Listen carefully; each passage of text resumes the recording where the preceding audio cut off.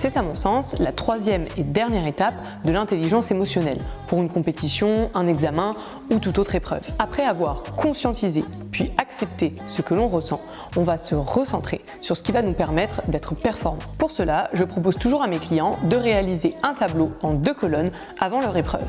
D'un côté, ils vont écrire les distractions qui peuvent survenir. Si je prends l'exemple de la compétition, ce serait la météo, les adversaires, les horaires de passage, les jurys, les arbitres, leurs pensées, leurs émotions. Dans l'autre colonne, ils vont écrire les points intentionnels pertinents, c'est-à-dire les choses sur lesquelles ils doivent replacer leur attention s'ils veulent être performants. En compétition, ce serait par exemple la préparation de leurs affaires la veille.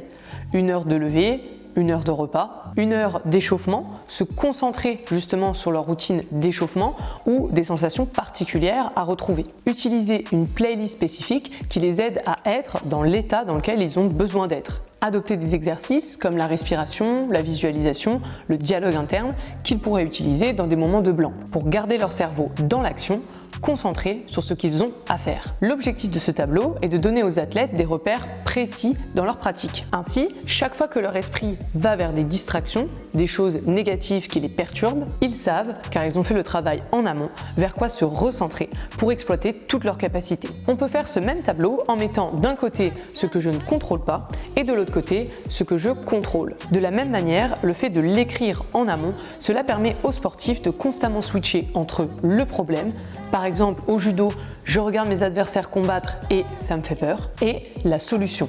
Je les regarde combattre pour analyser leurs points faibles et donc prendre plus facilement le dessus sur eux. Ces exercices permettent donc aux sportifs ou aux étudiants qui préparent un examen de passer le plus de temps possible dans la résolution, dans ce que je contrôle, ce que j'ai à faire pour que ça se passe bien, plutôt que dans le problème, l'incontrôlable ou la lamentation.